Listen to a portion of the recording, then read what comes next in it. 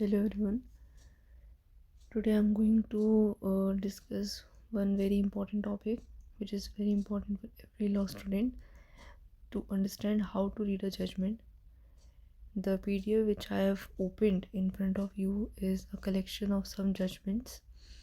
I don't know for what purpose I had downloaded it. I was just searching in my document list and found this bunch of judgments, and it is very helpful for me and for you also. I can easily uh, explain you whatever I'm trying to deliver in this video. So if you are facing any problem in reading judgment on a daily basis, and if you are doing internship and they are bombarding you with a lot of judgment, legal researches also, so in that case you can refer to this video and you can take out your pen and paper and can write down all the points which I am going to cover in this video. So let's get to the first page of this judgment. Yeah. So whenever you are reading a judgment, if you are using any search engine like Manupatra or SSC online, at the top of the judgment, of the front page of the judgment, you will find so many citations. Okay, so to read and to understand what that citation is telling you is also very different, and you need to understand that concept also. I will cover that concept in a different video. In this video I am only focusing on how to read a judgment. Okay, so it is a Supreme Court judgment and the jurisdiction is also written here,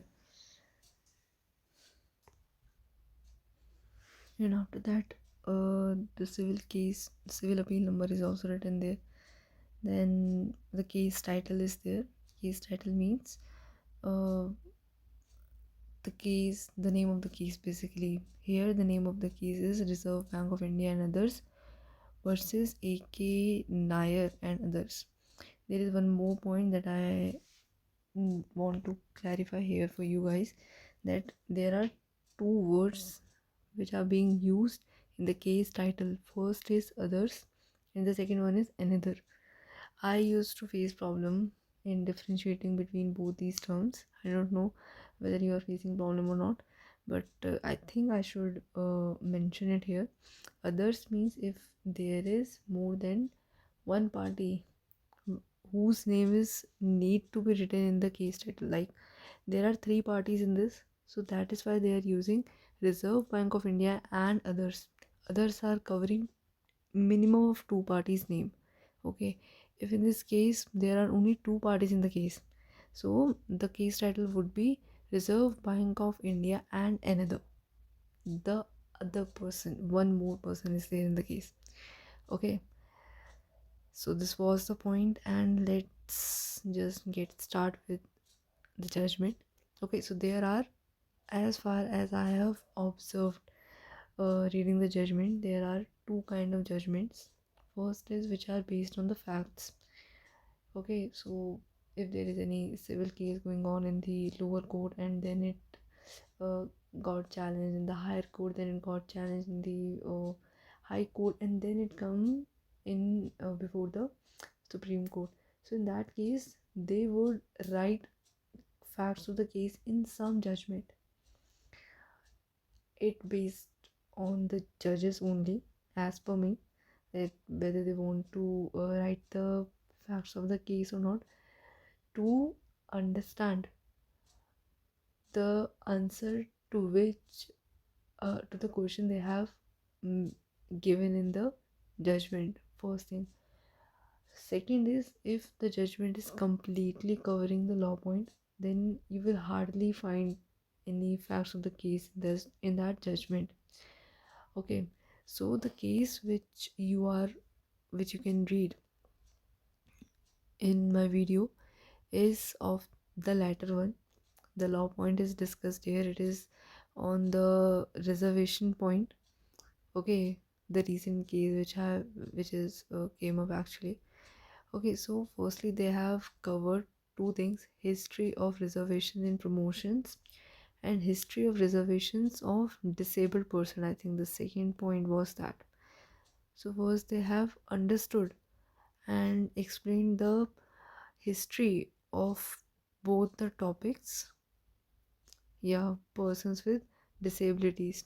First they have covered both the topics, they have discussed everything, the status of these persons with reservation and without reservation, the categories which are exempted from the reservation and why they are being they have been exempted from the reservation. Everything they have discussed in both these heads, and after that they have given an analysis on the based of the findings they have mentioned in the starting of their judgment, the histories which I am talking about.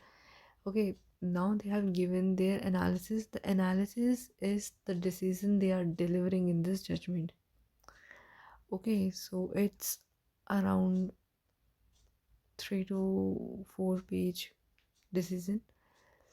Okay, so first is this, I will explain you how one should approach any judgment if they are doing legal research also. I will come to that point also, but before that let me cover one more judgment.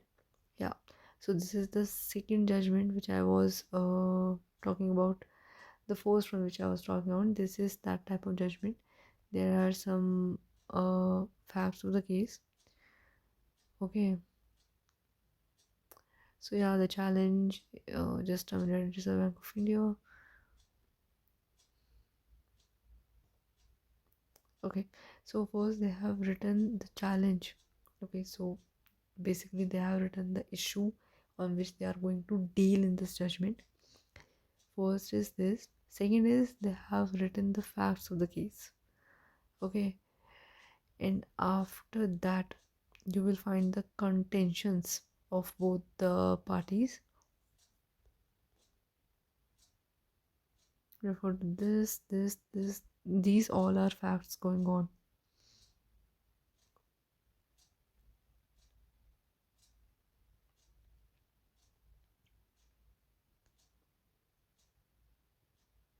Hmm, hmm, hmm, hmm, hmm, hmm, hmm. Broad overview of the law. Now they have discussed the law point on the challenge. So basically, the parties who has challenged the order of the High Court, they are in this point they are dealing with the law point of that challenge only. That's it.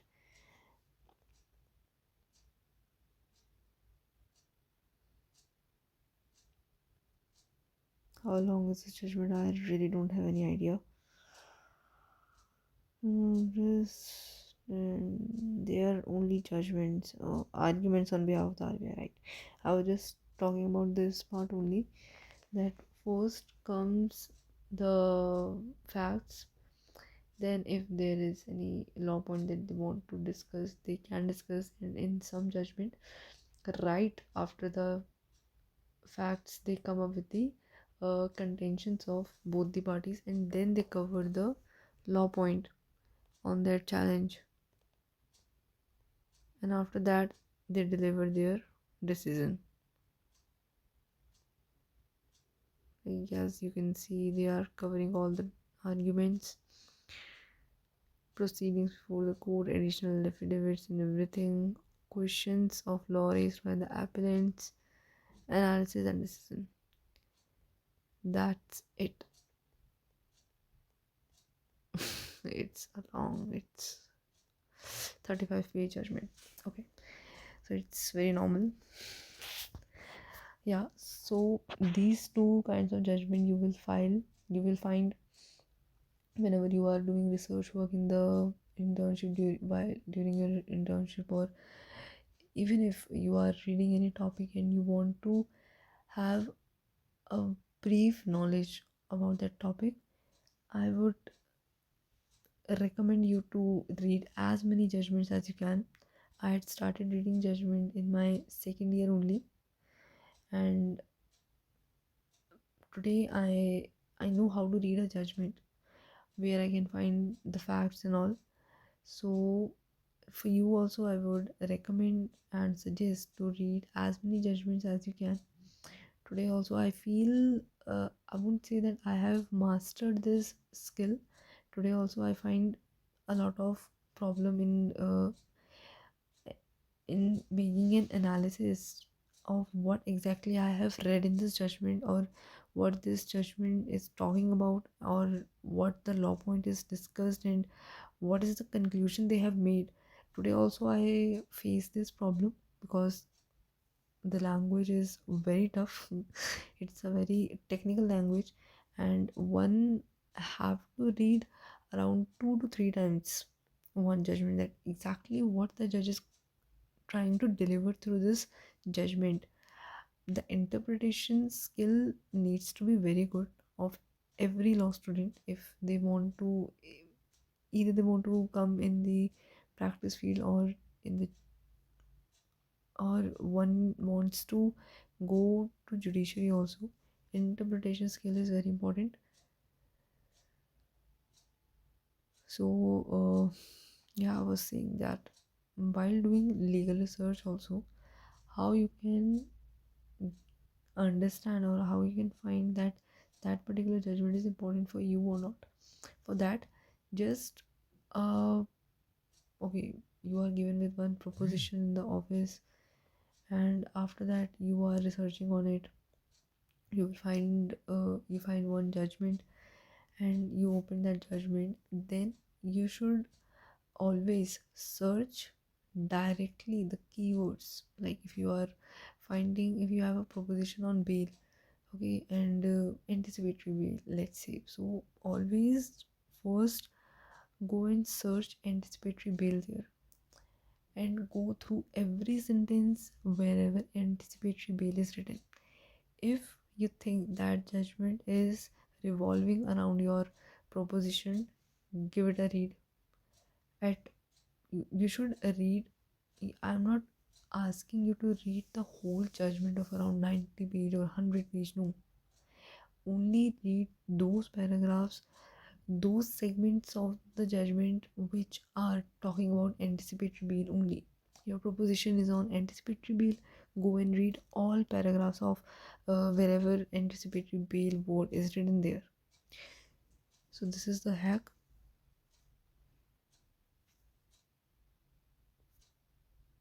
to do legal research in this field. So yeah, that's it. I hope this video has helped. I was thinking to upload this video from a very long time, but today I got time, and unfortunately I got these two judgments in my phone, very apt for this videos. So that is why I hope this video has helped you a lot. So thank you.